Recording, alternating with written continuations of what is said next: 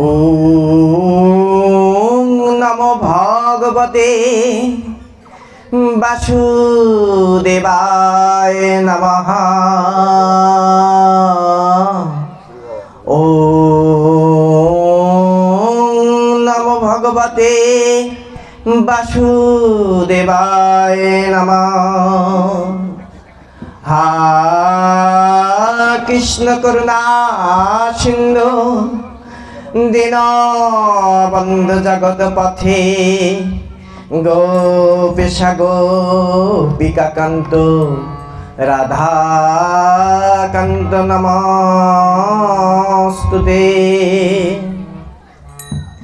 ওম অখণ্ডমণ্ডলকারং ব্যক্তং যেন চরাচরম তৎপদং দর্শিতং যেন তস্मै শ্রী গুরবে নমঃ। ওম ব্রহ্ম পরব্রহ্ম কুল মালিক রাধস্বামী দয়ালের শ্রী চরণে কোটি কোটি প্রণাম। সুধী ভক্ত সজ্জন, বৈষ্ণব সজ্জন, আজকে ভাগবত পাঠের প্রারম্ভে আমি ভাগবত শব্দটির অর্থ কি সেগুলো একটু বলার চেষ্টা করছি। প্রথমে শ্রীমদ্ ভাগবত গ্রন্থের পরিচয়, তারপরে আমি আলোচনায় প্রবেশ করব। এই মুহূর্তের জন্য আমরা পরমেশ্বরের, এই মুহূর্তের জন্য I am for the Lord, আমি শুধুমাত্র ঈশ্বরের, আর কারো নয়।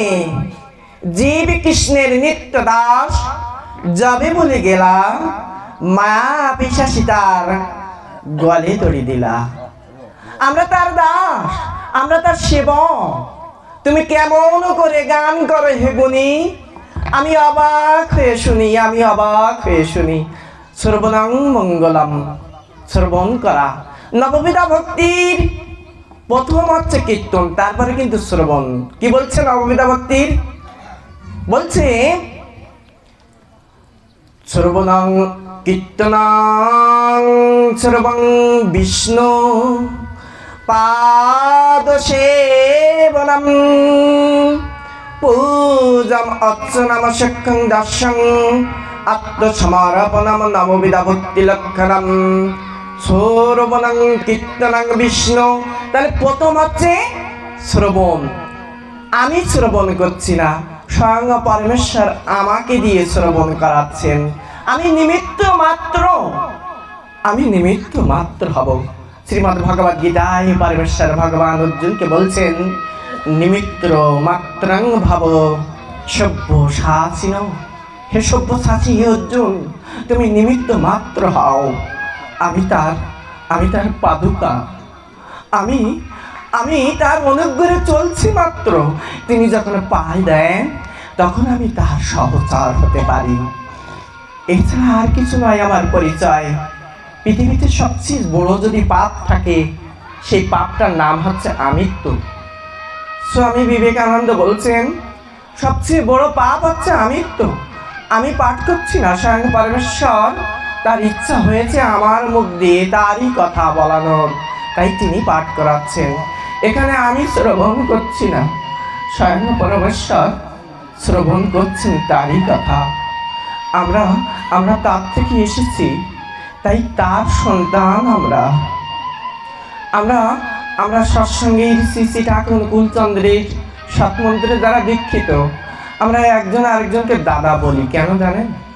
শ্রীমদ্ ভগবদ গীতায় পরমেশ্বর ভগবান বলছেন পিতাহমস্য জাগত মাতা ধাতা পিতাময়ী এব বেদম পবিত্রম ওঙ্কারো ঋক্-সাম যজুর এব পিতাহমস্য জগত।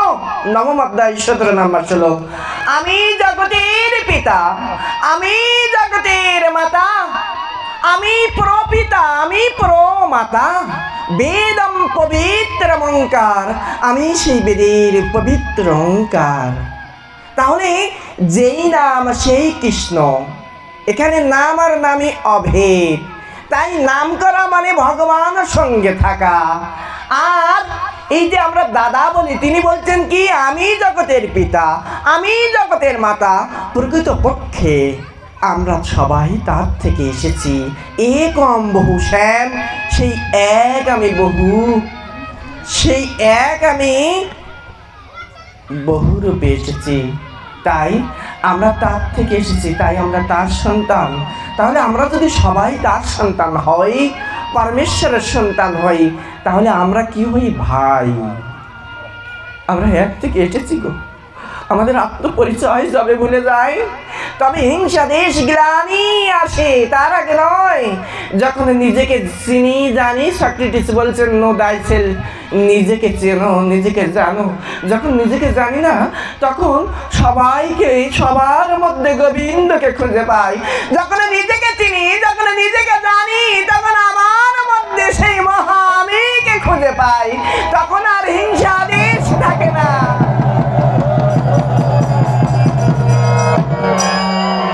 তাই আমরা দাদা বলি, সবাইকে দাদা বলি। আপনারা অনেক সময় ভুল বুঝতে পারেন। আসলে শ্রীমদ্ ভাগবত, ভাগবত ভগবানের বাচিক রূপ। ভগবানের বাচিক রূপ ভাগবত শব্দের মধ্যে আছে। ভাতেষু সর্বজীবেষু, ভাতেষু সর্বজীবেষু, যে গ্রন্থ সমস্ত জীবের জ্যোতি বা আলো প্রদান করে। ভাতেষু সর্বজীবেষু, গতে কি হচ্ছে? গতিষু সর্বজীবেষু, যে গ্রন্থ এই অন্ধকারময় জগৎ থেকে, এই স্থবির জগৎ থেকে, এই জড় জগৎ থেকে আমাদেরকে গতি প্রদান করে ওই উদ্যমকে যাওয়ার, সেই গ্রন্থ হচ্ছে ভাগবত। বতে হচ্ছে কি? বলাম সর্বজীবেষু, যে গ্রন্থ আমাদেরকে বল প্রদান করে। ততে তরাইতে সর্বজীবেষু, যে গ্রন্থ আমাদেরকে তেড়িয়ে নিয়ে যায় এই মায়ার জগৎ থেকে চিন্ময় জগতে চলিয়ে নিয়ে যায়। জয় জয় শ্রীমদ্ ভাগবতের নামে একবার হরি হরি করো।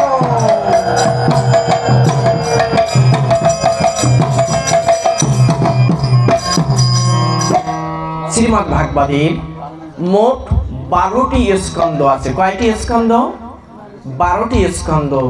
এবং এখানে মোট 345টি অধ্যায় আছে। কয়টি অধ্যায়? 335টি অধ্যায়। কয়টি অধ্যায়? 335টি অধ্যায়।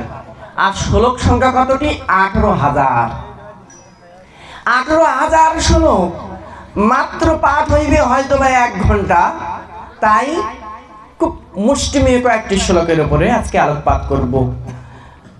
শ্রীমদ্ ভাগবতই একমাত্র গ্রন্থ, যে গ্রন্থ পাঠের শুরুতে মাহাত্ম্য পাঠ করতে হয়। কয়েকটি শ্লোক আমি পাঠ করছি। সচ্চিদানন্দ রূপায় বিশ্বোৎপত্তি হেতবে তাপতরায় বিনাশ কৃষ্ণায় বায়ু নমঃ। শ্রীমদ্ ভাগবতম নৌমিম অমলম পুরনম শুভম যস্য শ্রবণোদ্যন মাত্রন গোবিন্দ লবেতরতিম। কি বলছে? একদিন নৈবিষারণ্যে শনৈকাদি ঋষিগণ যখন সুতমুনিকে জিজ্ঞাসা করিলেন, হে সুত, এই অজ্ঞান অন্ধকার দূর করিবার জন্য আপনি আমাদের কর্মের তৃপ্তি বিধানের জন্য অমৃত স্বরূপ সার কথা কীর্তন করুন। ভক্তি জ্ঞান ও বৈরাগ্যের দ্বারা যেরূপ বিকাশ লাভ হয়, সেই প্রকার আপনি আমাদেরকে বলুন। তার প্রতি উত্তরে উগ্রশ্রবা সুতমুনি বলিলেন, জন্ম মৃত্যুর আবর্ত থেকে একমাত্র রক্ষা করতে পারে আমাদের এই ভাগবত গ্রন্থ শ্রবণের মাধ্যমে। তাই বলছে, পরের শ্লোকে বলছে, ভাগবত রূপম তৎ পূজায়তে ভক্তিপূর্বকম অর্চকায় কিল কামনা প্রদর্শতি ন সংশয়। এ বিষয়ে কোনো সন্দেহ নেই। শ্রীমদ্ ভাগবত হচ্ছে ভগবানের স্বরূপ, আর এই স্বরূপ যদি ভক্তি ভরে পূজিত হয় তাহলে সকলের মনস্কামনা পূর্ণ হয়। আজকে যে দাদার কুমারেশ পাল দাদা, তিনি আমাদের ভিতরে নাই, তার বংশের যারা এই আজকের এই ভাগবত আসরের আয়োজন করেছে, ভাগবত পাঠের, আমি প্রার্থনা জানাই তাদের যেন সমস্ত মনস্কামনা পূর্ণ করে। সমস্ত উদ্দেশ্যে আমি প্রার্থনা জানাই। শ্রীমদ্ ভাগবত হচ্ছে এমন একটি গ্রন্থ, যে গ্রন্থ শ্রবণ মাত্রই গোবিন্দ চরণ লাভ হয়। একমাত্র গ্রন্থ, যে গ্রন্থ অধ্যয়ন করার মাত্রই গোবিন্দ কৃপা লাভ হয়। তাই আসুন না আমরা শ্রবণ করি, আমরা অধ্যয়ন করি শ্রীমদ্ ভাগবত। একদিন ঋষি এই ভাগবত গ্রন্থের যদি আমি একটু ইতিহাস বলি, এই ভাগবত গ্রন্থের রচয়িতা হচ্ছে স্বয়ং ব্যাসদেব, মহর্ষি কৃষ্ণদ্বৈপায়ন বেদব্যাস যাকে বলা হয়। তিনি 17খানা পুরাণ লিখেছেন প্রধানত, কিন্তু কোনো শান্তি পাচ্ছে না, তখন ঘুম আসছে না। তার গুরুদেব আসলেন, তার গুরুদেব এসে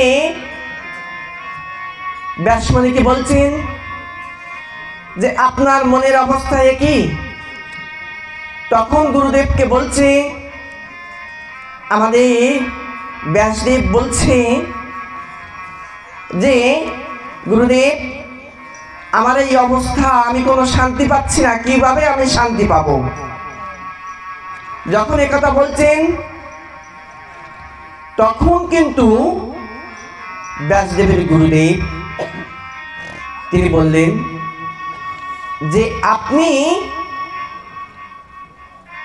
যার উদ্দেশ্যে মহাভারত রচনা করলেন, সেই পরমেশ্বর ভগবান শ্রীকৃষ্ণ, তার গুণকীর্তনমূলক তার যে লীলা যদি মানুষ যদি না জানে তাহলে কিভাবে জানতে পারবে? তাই একটি লীলা গ্রন্থ, তারই লীলা গ্রন্থ আপনি রচনা করুন। সেই গ্রন্থের নাম হবে শ্রীমদ্ ভাগবত। ব্যাসদেবের গুরুদেব হচ্ছে নারদ মুনি। নারদ মুনির নির্দেশে মহর্ষি কৃষ্ণদ্বৈপায়ন বেদব্যাস এই ভাগবত রচনা করলেন। 18,000 শ্লোক। এই ভাগবতের মধ্যে পরমেশ্বর ভগবান আমাদেরকে দিব্য জ্ঞান দিয়েছেন। সেই জ্ঞান গীতা বলছে যে আমি বারবার আসি। গীতা বলছে আমি বারবার পৃথিবীতে আসি। সদ্য দাদা আমাদের কালীপদ দা 4th অধ্যায় পাঠ করছিলেন, সেখানে কিন্তু সেই কথা হয়েছে। আর ভাগবত বলছে, হেজি আমি প্রত্যেকের দ্বারে দ্বারে আমি ভ্রমণ করি, আমি বাঁশি বাজাই। ওই যে সেই বাঁশির শব্দ শ্রবণ করার জন্য তুমি তোমার কর্ণ খুলে রাখো। যে আমি বাঁশি বাজিয়ে চলেছি, তুমি তোমার কর্ণ তুমি খুলে রাখো। তুমি এই সংসার মায়ায় তুমি আবদ্ধ হয়েও না। তুমি এই সংসার মায়ায় আবদ্ধ হয়ে তুমি তোমার এই কানটাকে অন্য কাজে ব্যয় করো না। ওই বাঁশি শ্রবণ করার জন্য তুমি উন্মুখ হয়ে থাকো, তখন এই বাঁশি শ্রবণ করব। তাই ভাগবত বলছে, ভাগবতের কি কৃপা যে আমি আসি বাঁশি বাজাই, তোমরা শ্রবণ করো। ভাগবতের শিক্ষা এটাই। তাই আসুন না আমরা শ্রবণ করি। কোন নাম শ্রবণ করব? যে নাম তার বাঁশিতে সাদা ছিল। কোন নাম তার বাঁশিতে সাদা ছিল?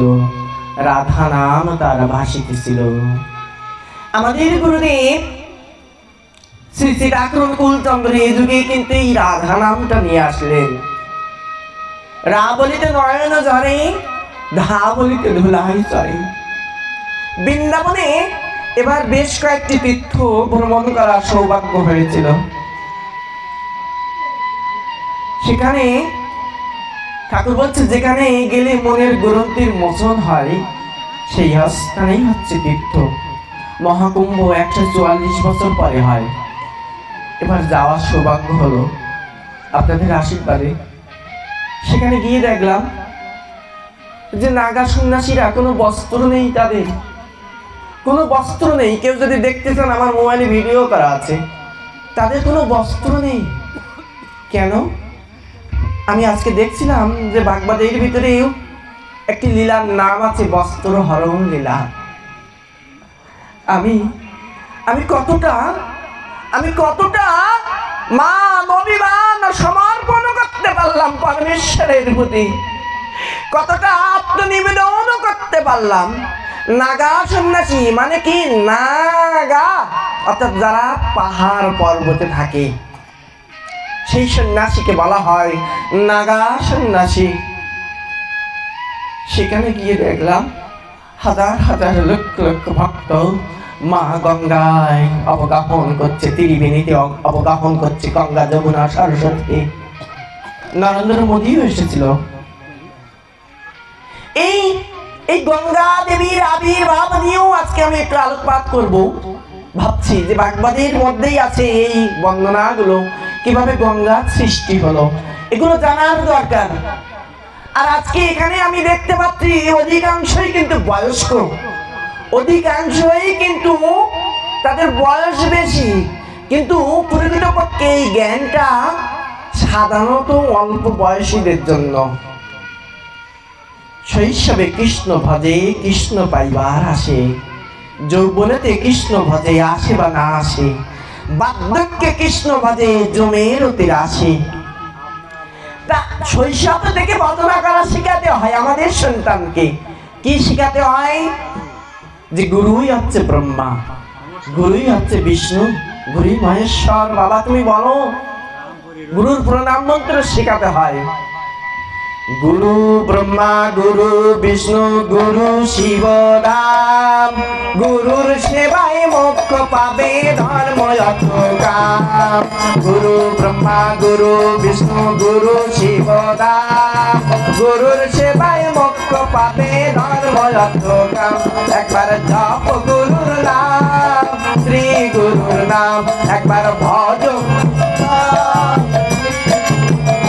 একবার জপ গুরুর নাম, শ্রী গুরুর নাম একবার জপ।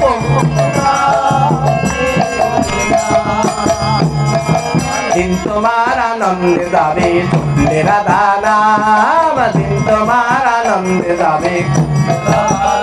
একবার জপ গুরুর নাম, শ্রী গুরুর নাম একবার জপ।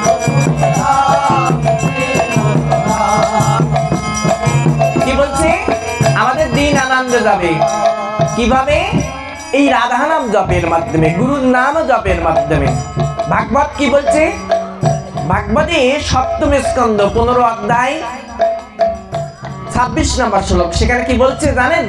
সেখানে বলছে এস্য সাক্ষাৎ ভগবতী জ্ঞান দীপপদে গৌরাও মত্তা সিদ্ধি শ্রুতামতস্য সর্বং কুঞ্জর শৌচবাদ। কি বলছে? গুরুই সাক্ষাৎ ভগবান। যারা গুরুকে স্বাভাবিক মানুষ ভাবে তাদের হস্তি প্রাণের ন্যায় বৃথা হয়ে যায় সমস্ত তপস্যা। গুরুই সাক্ষাৎ ভগবান। কোন গ্রন্থে বলছে? শ্রীমদ্ ভাগবত গীতা। ভাগবত কোন গ্রন্থে? শ্রীমদ্ ভাগবতে। কত স্কন্ধ? সপ্তম স্কন্ধ। কত অধ্যায়? 15 অধ্যায় 26 নম্বর শ্লোক। সেখানে বলছে গুরুই সাক্ষাৎ ভগবান। আর তারপরে শ্লোকে কি বলছে? সর্বদেবময় গুরু, সমস্ত দেবতার সমষ্টি হচ্ছে গুরু। আমার কথা নয়, আমার কথা আপনারা শুনবেন না। আমার কথার সাথে যদি গ্রন্থের শাস্ত্রের মিল যদি পান, ভাগবত গীতা মহাভারতে, সেটা আমরা শুনবো। কি বলছে? গুরুই সাক্ষাৎ ভগবান। এই জন্য গুরু হচ্ছে ভগবানের সদৃশ্য, স্বয়ং ভাগবত বলছে। তাই কি বলছে? গুরু ব্রহ্মা গুরু বিষ্ণু গুরু শিব ধাম, গুরুর সেবায় মোক্ষ পাবে ধর্ম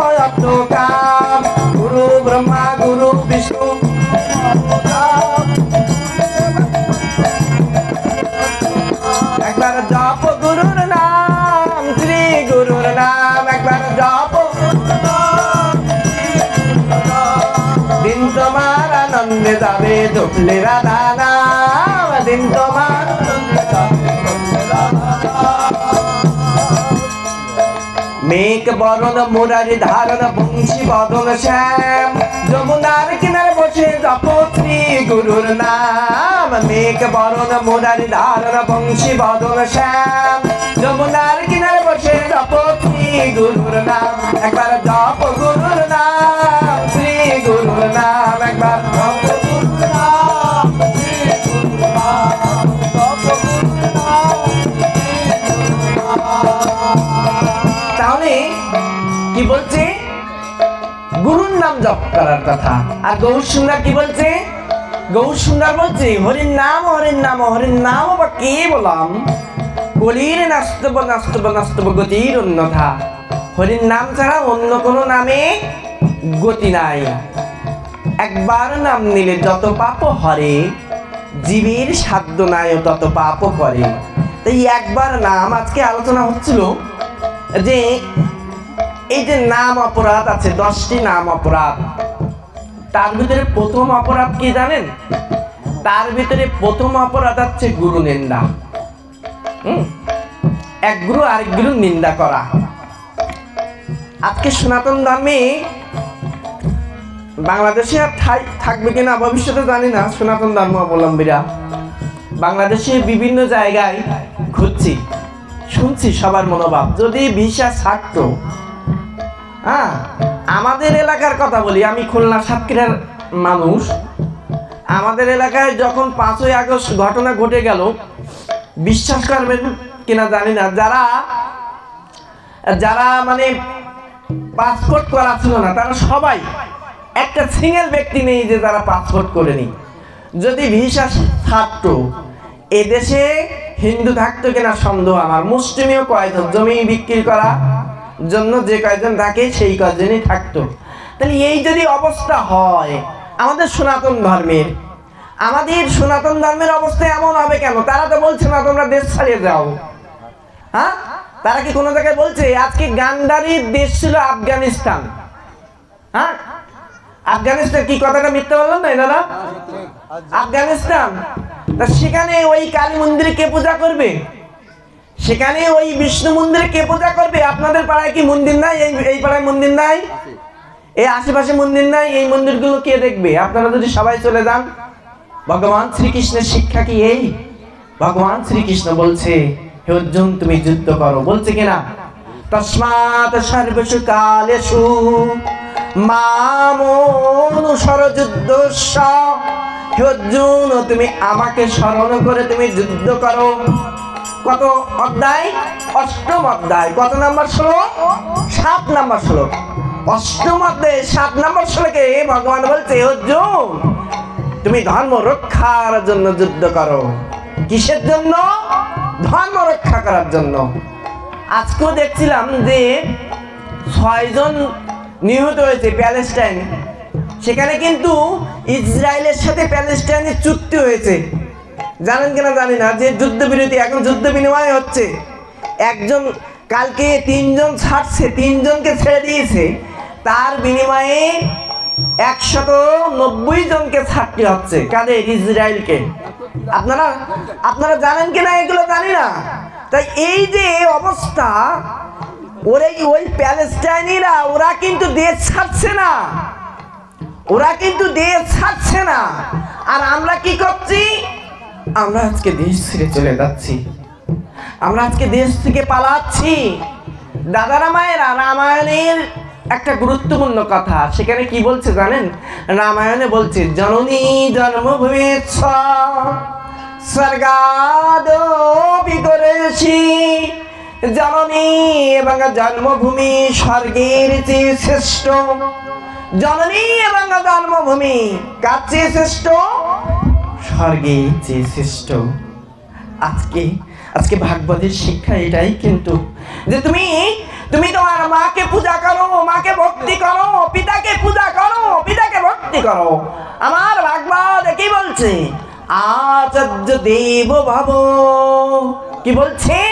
ঈশ্বরকে তুমি প্রত্যেকদিন প্রণাম করো। আচার্য তিনি আচরণ করে শিখিয়ে দেন, ওই গোপাল আচরণ করে শিখিয়ে দেন জীবকে। ওই গৌর সুন্দর আচরণ করে জীবকে শিখাতে এলেন। ওই রামচন্দ্র আচরণ করে জীবকে শিখাতে আসলেন।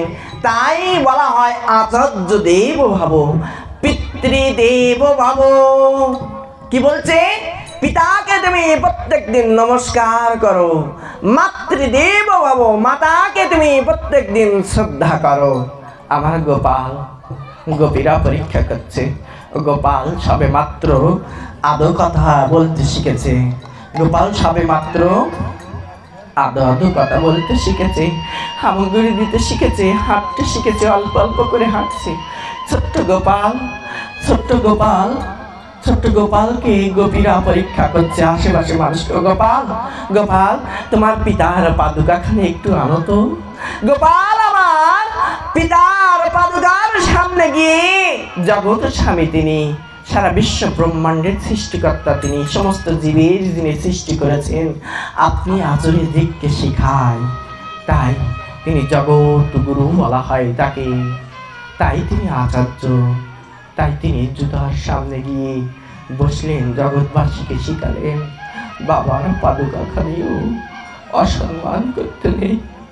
বাবার পাদুকাখানি গোপাল ভক্তি ভরে মাথায় নিয়ে, ভক্তি ভরে মাথায় নিয়েছে, টেকে ভাবে মাথায় নিয়ে জগৎবাসীকে শিখালেন বাবার পাদুকাখানিও কেমন ভাবে ভক্তি করতে হয়। গোপাল আমার মাতৃ নির্দেশ অক্ষরে অক্ষরে পালন করত। গোপাল আমার মায়ের কথা অক্ষরে অক্ষরে পালন করতো। আর আজকে আমি কি আমার মায়ের কথা শুনছি? আজকে কি আমি আমার পিতার কথা শুনছি? দাদারা, মায়েরা, মাকে না ভালোবাসলে হাজার দুর্গা পূজা করি, হাজার কালী পূজা করি, আমার শাস্ত্রে কিন্তু আমাকে ভক্ত বলতে পারবে না। হাজার আমি কালী পূজা করি, নিজের মা, শাস্ত্রে কি বলছে? শাস্ত্রে বলছে নিজের মা স্বর্গের চেয়েও শ্রেষ্ঠ। পিতা কেমন? পিতা স্বর্গ, পিতা ধর্ম, পিতা হি পরমং তপ, পিতৃ পিতিমাপন্নে পিয়ন্ত সর্বদেবতা। সমস্ত দেবতা খুশি হয় যদি নিজের পিতা সন্তুষ্ট হয়। এই কথাগুলো কেন বলছি জানেন? আজকে আমাদের সমাজে কেন এমন অবস্থা হবে? কেন আমরা পালিয়ে যাব? আমরা যদি পিতৃভক্ত হতাম, আমরা যদি মাতৃভক্ত হতাম, তাহলে ওই সমস্ত দেবতার অনুগ্রহ আশীর্বাদ আমরা পেতাম। পিতা শুয়ে আছে বিছানায়, সন্তান সেদিকে খেয়াল নেই।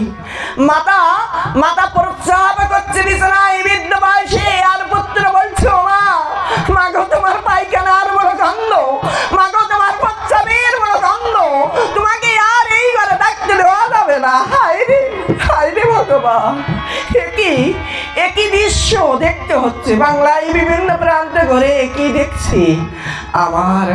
আমার গৌর সুন্দর কি করেছেন? আমার গৌর সুন্দর শচী দেবীকে 7 বার প্রদক্ষিণ করেছেন। করে সন্ন্যাস নেওয়ার পরে মাকে দেখা দিয়েছেন। মাকে দেখা দিয়ে 7 বার প্রদক্ষিণ করে প্রণাম করে বলছেন, মা রে, ও মা, তোর মতো মা না পাইলে তো আমি পৃথিবীতে আসতে পারতাম না রে মা। ও মা, মারে, জগতের কল্যাণের জন্য আজকে আমাকে সন্ন্যাস লইতে হয়েছে মারে। দাদা বিগত পাঠক, সদ্য কীর্তনিয়া, যিনি প্রথমে হারমোনিয়াম বাজে কি সুন্দর কীর্তন করছিলেন, তার নামটা কি? লিটন দা। লিটন দা কি আছে এখানে? সেই লিটন দা তিনি বলছিলেন এই কথাগুলো, সন্ন্যাস লইনু যাবে শীর্ণ হইল মন, কি কাজে সন্ন্যাসে মোর? প্রেম প্রয়োজন, আমার প্রেম প্রয়োজন, আমার সন্ন্যাস, আমার অমুক অমুক অমুক অমুক এগুলো আমার প্রয়োজন নয়, আমার প্রেম প্রয়োজন। আমার এই প্রেম আসতে গেলে, জগৎপতির প্রতি প্রেম আসতে গেলে, আমার নিজের পিতা, আমার নিজের মাতার প্রতি যদি প্রেম ভালোবাসা না থাকে, ওই জগৎপতি প্রতি প্রেম আসে না দাদারা মায়েরা। তাই রামচন্দ্র প্রত্যেক দিন মা আর বাবাকে আগে প্রণাম করে তারপরে গৃহের বাইরে পা রাখতেন। যাদের গৃহে মা বাবা আছে তারা সত্যিই খুবই ভাগ্যবান, তারা সত্যিই খুবই ভাগ্যবান। আপনারা নিজের মাকে বাবাকে আগে প্রণাম করে তারপরে বাইর হবেন, নিজের মা বাবাকে প্রণাম করে তারপরে আপনারা বাইর হবেন। গৌর সুন্দর আমার তাই জগৎবাসীকে শিক্ষা দিচ্ছেন। গৌর সুন্দরের দাদা একটি বাণী বলছিলেন, মোট 8টি বাণী তিনি শিক্ষা অষ্টক দিয়েছেন চৈতন্য চরিতামৃতে। আমি সেগুলোও পাঠ করব আজকে এই পাঠের মাধ্যমে, কারণ ভাগবত মানেই তো ভগবত সম্পর্কিত, যা তাই হচ্ছে ভাগবত। দাদারা মায়েরা, আজকে যদি গৌর না আসতো আমরা কৃষ্ণকে জানতে পারতাম না। গৌর সুন্দর শিখালেন মাকে ভক্তি করা। যেই গিয়েছে পুরীতে, আমার পুরী গয়া কাশী যাওয়ার সৌভাগ্য হয়েছে। এবার কাশীতেও গিয়েছিলাম, গিয়ে দেখলাম সেই হরিদাস দুঃখিত হরিশ্চন্দ্রের সেই শ্মশান ঘাট, সেখানে দেখে আসলাম কি সুন্দর। আপনারা যাইবেন, তীর্থস্থান ভ্রমণ করবেন, আপনাদের কাছে অনুরোধ থাকলো। তা সকল তীর্থের সেরা তীর্থ হচ্ছে আমার গৃহের মধ্যেই আছে, আমার গৃহের মা বাবার শ্রীচরণ। তাই গৌর সুন্দর মাকে বলছে, মারে ও মা, আমি কথা দিলাম আরো 2 বার আমি আসবো। কে বলছে? স্বয়ং গৌর সুন্দর। কোথায় পাবেন? চৈতন্য ভাগবত। চৈতন্য ভাগবত কে লিখেছেন জানেন? গৌর সুন্দরের পার্ষদ বৃন্দাবন দাস। কি বলছে? এই মতো আছে আরো 2 অবতার, কীর্তন আনন্দ রূপ হইবে আমার। এই মতো তুমি মাতা জন্মে জন্মে তোমার আমার কবু ত্যাগ নাহি মর্মে। ও মা, মারে আমি আরো 2 বার আসবো, তোমার আর আমার ত্যাগ নাই। ও মা, আমার অন্তরে রইল ভাবো, আমি যেখানেই যাইবো মা তোর হাতে খাইবো। কি বলছে? ও মা, আমি যেখানেই যাইবো মা তোর হাতে খাইবো। গৌর সুন্দরের শিক্ষা মার হাতে খাওয়ার শিক্ষা। গৌর সুন্দরের শিক্ষা, মা যেমনই হোক মা সতী। একটা সন্তানের কখনো অমঙ্গল কামনা করতে পারে না মা, তাই মায়ের হাতে খেতে হয়। গৌর সুন্দর এই শিক্ষা দিয়েছেন, মায়ের হাতে গ্রহণ করতে হয়। মা আর যাই হোক সন্তানের কখনো অমঙ্গল কামনা করতে পারে না। আমার গুরুদেব কি বলছে জানেন? মাতৃভক্তি অটুট যত, সেই ছেলে হয় কৃতি তত। পিতায় শ্রদ্ধা মায়ে টান, সেই ছেলে হয় সাম্য প্রাণ। ছাড় আশুতোষ বিদ্যাসাগর, কোথায় বলে এত শক্তি? এর পেছনে আছেই আছে অটুট মাতৃভক্তি। তিনি বলছেন, ভগবানকে যদি পাইতে চাই মা বাবাকে আগে সেবা করতে হবে। মা বাবাকে যেন আমরা সেবা করি। যে কথা বলছিলাম, এ কথাগুলো কেন বলার প্রয়োজন? কারণ আজকে আমরা বিভিন্ন মত পথের থাকতে পারি। দাদা সে কথা আলোচনার শুরুতে বলছিলেন। গৌর সুন্দর কি বলছে? নাম নামকারী বহুদা, নিজ সর্ব শক্তি অর্পিতা, নিয়মিত সর্বকাল এতাদৃশী তব কৃপা। ভগবান মময়পি দুর্দৈবাম ঈদিশামিও ন অনুরাগ। কি বলছে? সাউন্ডটা একটু অল্প করে বাজাও। নামকারী বহুদা, আমি বহুবার এসেছি, আর বহুবার যখন এসেছি তখন আমি বহু নাম নিয়ে আসছি। আচ্ছা, বহু নাম যখন নিয়ে আসছেন, তিনি নিজেই বলছে যে আমি বহুবার এসেছি, বহু নাম নিয়ে আসছেন। আপনারা কি কেউ বলতে পারেন সত্য যুগে বহিরঙ্গ নাম কি ছিল? সত্য যুগ। যুগ হচ্ছে মোট 4টা: সত্য, ত্রেতা, দ্বাপর এবং কলি। 4 যুগে 2টা আমরা সাধারণত নাম 2 রকম পাচ্ছি। একটা হচ্ছে বহিরঙ্গ নাম আর একটা হচ্ছে অন্তরঙ্গ নাম। এই বহিরঙ্গ নাম সত্য যুগে কি ছিল? নারায়ণ পরাবেদা, নারায়ণ পরামখা, নারায়ণ পরাধর্ম, নারায়ণ পরাগতি। কি বলছে? সত্য যুগের এটা বহিরঙ্গ নাম। আর সত্য যুগের অন্তরঙ্গ নাম কি ছিল? ওং। সত্য যুগের অন্তরঙ্গ নাম কি ছিল? ওং। এই অন্তরঙ্গ নাম আর বহিরঙ্গ নাম, এই নাম হচ্ছে 2 প্রকার। বহিরঙ্গের নাম মানে প্রেমার সাধন, আর অন্তরঙ্গ নাম মানে আত্মার সাধন। আত্মার সাধন বিনা বহুমতি জন, সারা জীবন করিলেও সাধন তথাপি না পায় ব্রজেন্দ্র নন্দন। আর দাপারে কি ছিল? হরে মুরারে মধু কৈটব ভারে, গোপাল গোবিন্দ যজ্ঞেশ নারায়ণ বিষ্ণু নিরাশ্রয়ং মাম জগদীশ রক্ষ। তাই না? হরে মুরারে মধু কৈটব ভারে, গোপাল গোবিন্দ যজ্ঞেশ নারায়ণ কৃষ্ণ বিষ্ণু নিরাশ্রয়ং মাম জগদীশ রক্ষ। এটা দাপার যুগের নাম। আর দাপার যুগে এর বীজ মন্ত্র কি নাম ছিল? হ্রিং। তাই না? আর ত্রেতায় বহিরঙ্গ কি নাম ছিল? ত্রেতা যুগে কি নাম করতো বহিরঙ্গে? কেউ কি বলতে পারেন? ত্রেতা যুগে রাম নারায়ণ তো কৃষ্ণ কেশব। কি বলছে? বলছে না, রাম নারায়ণ তো মুকুন্দ মধুসূদন, কৃষ্ণ কেশব কংসরে হরে বৈকুণ্ঠ বাবন। ত্রেতা যুগে কোন নাম ছিল? বীজ নাম রং। আর কলিতে এসে কি হলো?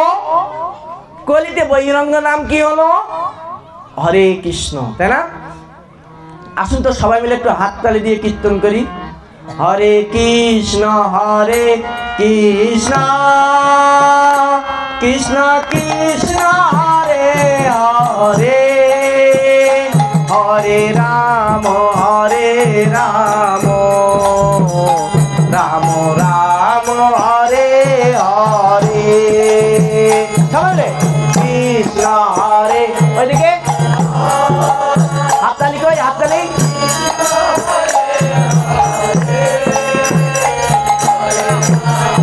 ওই পিছনে পিছনে সবাই, সবার মুখ একটালে দাদা।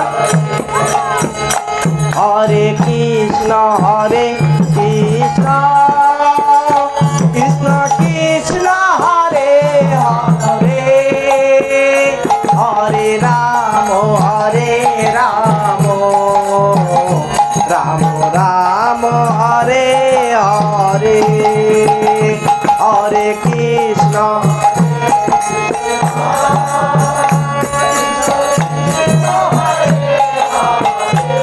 সবাই সবাই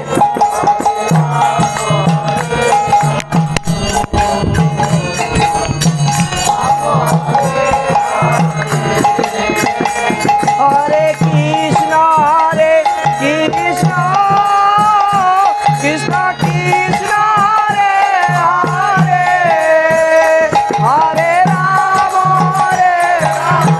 বাহ, সবাই মিলে সবাই মিলে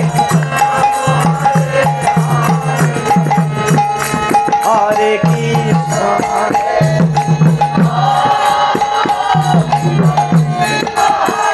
হাততালি হাততালি। গৌর সুন্দর বলছে যে হাততালি দিয়ে কীর্তন করতে হবে, গিরে গিরে হাততালি দিয়ে। আজকে কিন্তু আমরা গিরে গিরে হাততালি দিয়ে কীর্তন করি না। কৃষ্ণ হরে কৃষ্ণ কৃষ্ণ কৃষ্ণ হরে হরে, হরে রাম জল জল জল।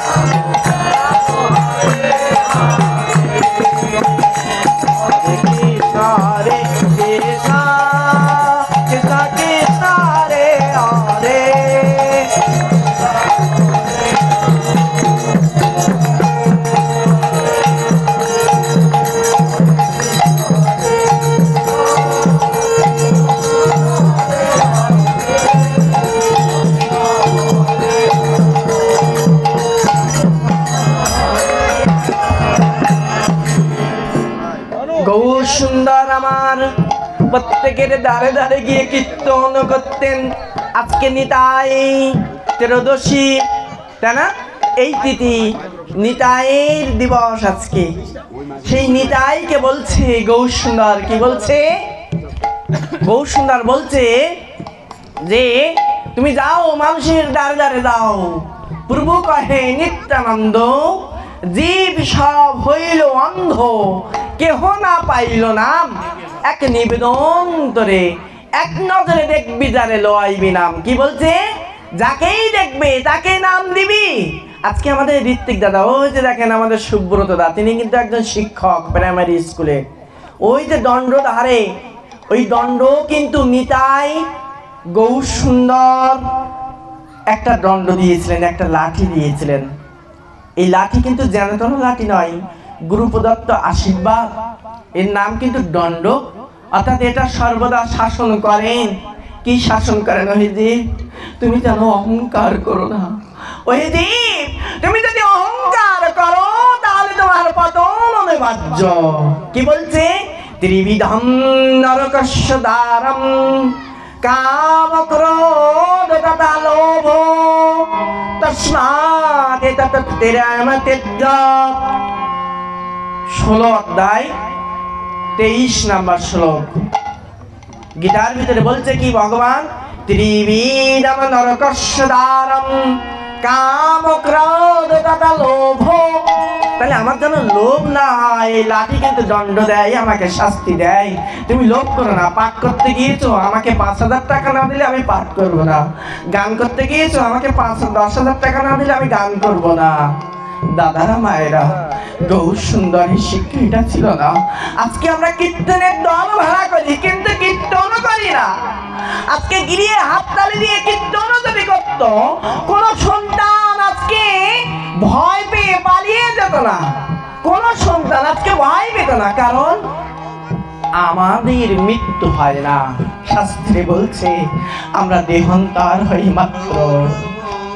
আমরা এক দেহের থেকে আরেক দেহে দেহান্তরিত হই মাত্র।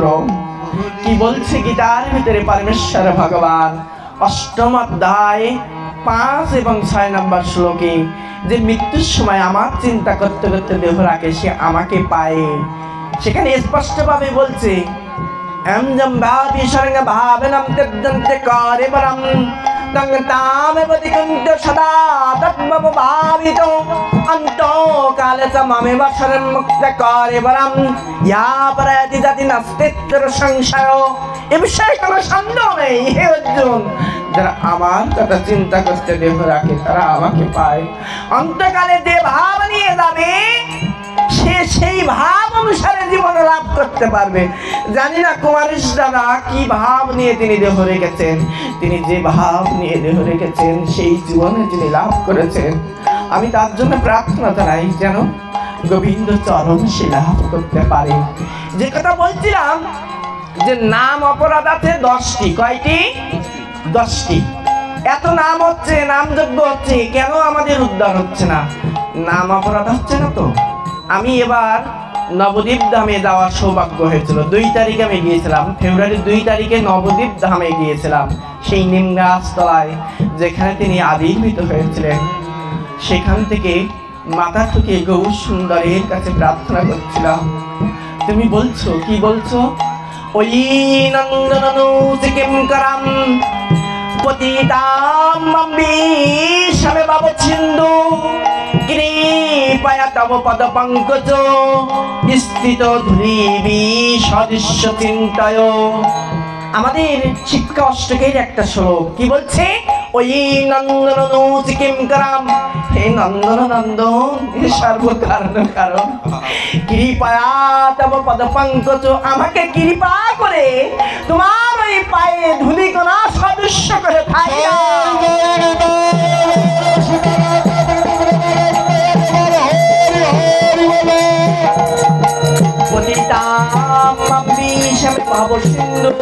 আমি বারবার পতিত হচ্ছি এই ভবমায়ায়। এই ভবমায়া, এই ভবমায়া থেকে অতিক্রম করতে গেলে আমার এই 10টা নাম অপরাধ করলে হবে না। তার ভিতরে প্রথম অপরাধ গুরু নিন্দা, দ্বিতীয় অপরাধ সাধু নিন্দা। তা গুরু, আজকে সনাতন ধর্মের এই মূল পদক্ষেপের মূল কারণ কি? আমার দাদা যখন শ্লোক আবৃত্তি করছিল আমার কি ভালো লাগছিল, আমার আরো শুনতে ইচ্ছা করছিল। আমার মনে হচ্ছিল আজকে যদি আমি ব্যাসাসনে না বসে যদি তিনি বসতেন, আমি তার কথা যদি শুনতে পারতাম। তার কথা মানেই তো আমার জগৎগুরুর কথা, আমার গোবিন্দের কথা, আমার কৃষ্ণের কথা। তার গুরু আর আমার গুরু দুই নয়।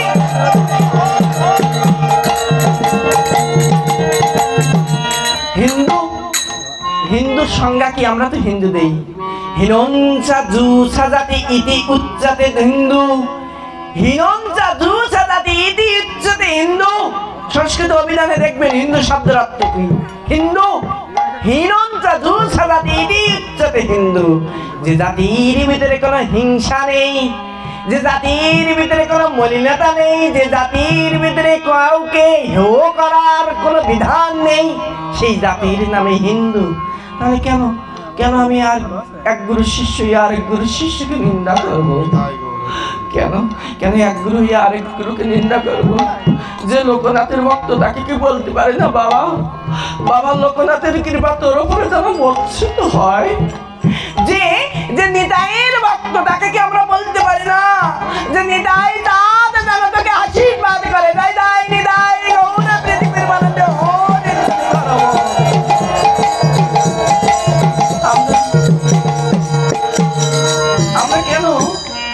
আমরা কেন এক হতে পারছি না? আমার চোখে জল আসে, গভীর রাত্রে ভাবি, প্রভু তুমি যদি সৃষ্টিকর্তা এক হও, তুমি যদি সৃষ্টিকর্তা এক হও, তাহলে কেন আজকে আমরা একজন আরেকজনকে হিংসা করছি, একজন আরেকজনকে হেয় করছি? ঠাকুর আমার গুরুদেবকে শিক্ষা দিয়েছেন, হিংসায় হিংসা বাড়াই, প্রীতি বাড়াই প্রীতি, করবে যেমন পাবেও তেমন, এই সাধারণ নীতি। কি বলছে? হিংসায় হিংসা বাড়াই, প্রীতি বাড়াই প্রীতি, করবে যেমন পাবেও তেমন, এই সাধারণ নীতি। আর আমাদের শ্রীমদ্ ভগবদ গীতায় 13 নম্বর শ্লোক, সেখানে কি বলছে? দ্বাদশ অধ্যায়ে 13 নম্বর শ্লোকে বলছে, অদেষ্ট সর্বভূতানাং মৈত্রী করুণ এবচ নির্মম নিরহংকার সমদুঃখ সুখ ক্ষমে। অদেষ্ট সর্বভূতানাং, শুধু কিন্তু মানুষকে বলেনি, বলছে অদেষ্ট সর্বভূতানাং, তুমি সমস্ত প্রাণী উদ্ভিদকে তুমি কখনো হিংসা করবে না, তুমি কখনো হিংসা করবে না, তুমি সবাইকে ভালোবাসবে। গৌর সুন্দর আমাদেরকে ভালোবাসা শিখালেন, প্রেম শিখালেন। তাকে যদি নিবেদন করি, তাকে যদি নিবেদন করি, সে নিবেদন তিনি গ্রহণ করেন। গৌর সুন্দর যখন তার বয়স 5 বছর, এবার মায়াপুরে গিয়ে আমি একটা গ্রন্থ কিনলাম। গ্রন্থটির নাম শ্রী গৌরাঙ্গ। সেই গ্রন্থ থেকে আপনাদেরকে একটা উদ্ধৃতি দিচ্ছি। গৌর সুন্দরের বয়স যখন 5 বছর, তষ্টিক ব্রাহ্মণ এসেছে। মা সতী দেবী তাকে রান্না করার জন্য, প্রসাদ রান্না করার জন্য সমস্ত কিছু দিয়েছেন। ব্রাহ্মণটি রান্না করে তার জগৎগুরু যিনি সেই পরমেশ্বরকে নিবেদন করছেন। তষ্টিকে ব্রাহ্মণে যেই নিবেদন করেছে, ভক্তি ভরে ভগবান কখন আসেন? ভগবান আসেন ভক্তি ভরে, কিছু নিবেদন করলে তখন তিনি আসেন। কোথায় আসেন? ভক্তের কাছে তিনি আসেন। এখানে হাজার হাজার ভক্ত আছে, এখানে তিনি আসেন। দাদারা মায়েরা কি বলছে? শাস্ত্রে বলছে, নাহাং তিষ্ঠামি বৈকুণ্ঠে জগিনাং রিডাঙ্গনাচ মত ভক্তা যত্র গায়ত্রী তত্র তিষ্ঠায় নারদ। হে নারদ, নাহাং তিষ্ঠামি বৈকুণ্ঠে, আমি বৈকুণ্ঠেও থাকি না। জগিনাং রিডাঙ্গনাচ, আমি যোগীর হৃদয়েও থাকি না। আমার ভক্তরা যেখানে গুণকীর্তন করে আমি সেখানে অবস্থান করি। তষ্টিকে ব্রাহ্মণ ভগবানের গুণকীর্তন করে তার ওই রন্ধনকৃত প্রসাদ গোবিন্দকে, গোপালকে, ঈশ্বরকে নিবেদন করছেন। আর আর সেই প্রসাদ এসে 5 বছরের নিমাই এসে খাচ্ছে। একে একে তুমি আমার আমার গোপালের প্রসাদ, গোবিন্দের প্রসাদ তুমি কেন খেয়েছো নিমাই? তুমি কেন আমার গোপালের প্রসাদ খেয়েছো? নিমাই 5 বছরের মৃদু মনে মনে হাঁটছে যে কাকে নিবেদন করছে, যাকে নিবেদন করছো তুমি, সেই তিনিই তো আমি, সেই তিনিই তো আমি। আমরা আমরা এই জায়গায়টি আসতে পারছি না বলেই আজকে সনাতন ধর্মের এই অবস্থা। আমরা কৃষ্ণ আর নিমাইয়ের ভিতরে আলাদা করে ফেলাই, দাদারা মায়েরা, রাম আর কৃষ্ণের ভিতরে আলাদা করে ফেলাই। গিয়েছিলাম উত্তর ভারতে, সেখানে দেখলাম রাম মন্দিরে যাওয়ার সৌভাগ্য হয়েছিল। এবার আপনারা দয়া করে যাবেন, এই জায়গাগুলো যাবেন যেখানে গৌর সুন্দর জন্মগ্রহণ করছে। মনে হচ্ছিল ভীষণ মেয়াদটি যদি আর একদিন বেশি হতো, তাহলে ওই নিম গাছ তলায় আমি কেঁদে কেঁদে বলতাম, হে গৌর তুমি আবার এসো, আবার এসো, তুমি আবার এসে আমাদের সবাইকে তুমি রক্ষা করো। অল্প কিছুক্ষণ টাকার সৌভাগ্য ছিল। আমার গুরুদেব বলছে, ওই তিনি যখন যে স্থানে আবির্ভূত হন, সেই স্থানেই পরম তীর্থ, ওই পরমেশ্বর ওই নিম গাছের নিচে তিনি এসেছিলেন। তাই ওটা আমার কাছে অতি পবিত্র স্থান। ওই রাম মন্দির যেখানে এসে তৈরি হয়েছে, সেখানে আমার প্রভু রামচন্দ্র এসেছিলেন। একবার নয়, কয়েকবার ওই রাম মন্দিরের ভিতরে ঢুকে গিয়েছে। হাজার হাজার লক্ষ লক্ষ মানুষ, সেই মানুষকে ঠেলে বারবার আসছি আর বারবার যাচ্ছি। একবার মন্দিরের বাইরে আসছি 1 ঘন্টা সময় লাগে, দাদারা মায়েরা। তাই ওই রাম মন্দির ওটাও আমার স্থান। আমরা কেন পার্থক্য করব? আমার গুরু ওই রাম, আমার গুরু ওই নিমাই, আমার গুরু ওই কৃষ্ণ, আমার গুরু জগৎগুরু মন্নাথ শ্রী জগন্নাথ, মদ্গুরু শ্রী জগৎগুরু। আমার গুরু যিনি জগতের গুরু, আর এই জগৎ গুরু বারবার নামেন করুণায়, বারবার নামেন ভক্তের ডাকে। ভক্তের ডাকে যদি তিনি নামেন, তাহলে তিনি যখন যে অবস্থায় প্রয়োজন, তখন তিনি সেই অবস্থায় আসেন। বাইবেলে বলছে, saint John chapter number 14 verse number 11, বাইবেলে বলছে, believe me, I am in the father and the father in me. তোমরা বিশ্বাস করো, আমি ঈশ্বরে অবস্থিত আর ঈশ্বর আমাতেও অবস্থিত। আর আমাদের শাস্ত্রে কি বলছে? আমাদের শাস্ত্রে বলছে যে নাস্তি বুদ্ধির অযুক্তস্য নো চ যুক্তস্য ভাবনা নো চ ভাবায়তে শান্তির অসন্তস্য কুত সুখম।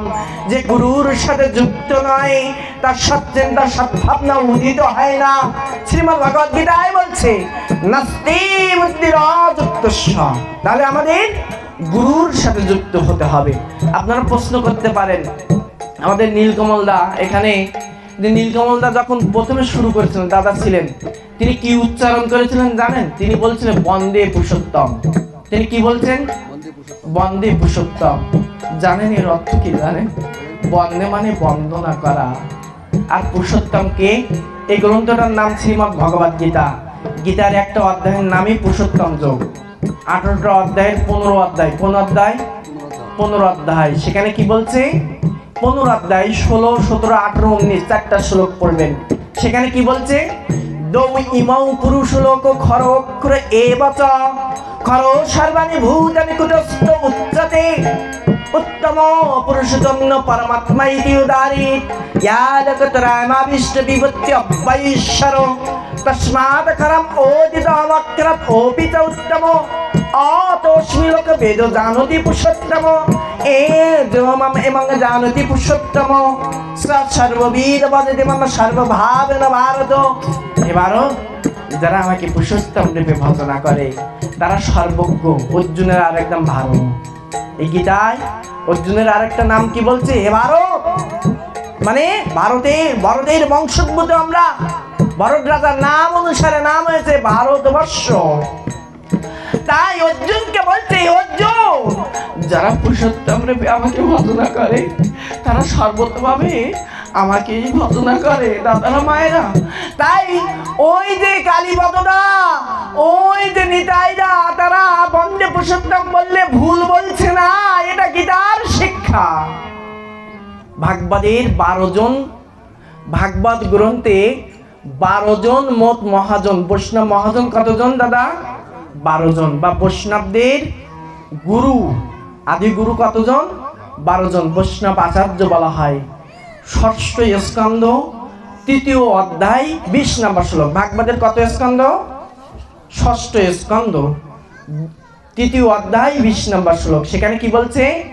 সেখানে বলছে স্বয়ম্ভু নারদ শুম্ভু কুমার কপিল মনু প্রহ্লাদ জনক বিশ্ব বলির বয়াস কি বয়াম অয়ম। কি বলছে? স্বয়ম্ভু নারদ শুম্ভু। ধর্ম যদি শিখতে হয় এই 12 জনের কাছ থেকে শিখতে হবে। হ্যাঁ, কোন গ্রন্থে বলছে এটা? মহাভারত। আমাদের গীতা কিন্তু মহাভারতের অন্তর্গত একটি গ্রন্থ। হ্যাঁ, মহাভারতের বন পর্বে 133 নম্বর অধ্যায়ে 117 নম্বর শ্লোকে বলছে ধর্মস্য তত্ত্বম নিহতম গুহায়নম নসু মনুজস্মতম ন ভিন্নম মহাজন গত সপন্ত ধর্ম। কি বলছে? মহাজন যেটা বলছে সেই অনুসারে চলাই হচ্ছে ধর্ম। তাহলে সেই মহাজন কতজন? 12 জন। সেই 12 জন মহাজনের ভিতরে স্বয়ম্ভু নারদ শুম্ভু কুমার কপিল মনু প্রহ্লাদ জনক বিশ্ব বলির বয়স কি বয়ম অয়ম। এই শ্লোকটা বলছে স্বয়ং যমরাজা। তাই অয়ম মানে আমি, হ্যাঁ, নিজে। তাহলে এই 12 জন হচ্ছে আমাদের মহাজন। সেই 12 জন মহাজনের ভিতরে স্বয়ম্ভু নারদ শুম্ভু, নারদ হচ্ছে 2য় মহাজন। সেই নারদমণি নারদীয় পুরাণে 2য় অধ্যায় 53 নম্বর শ্লোকে কি বলছে জানেন? ধ্যাত শ্রীত পূজিত বা স্তমান অপিবা স্বপদম বন্দে পুরুষোত্তমম।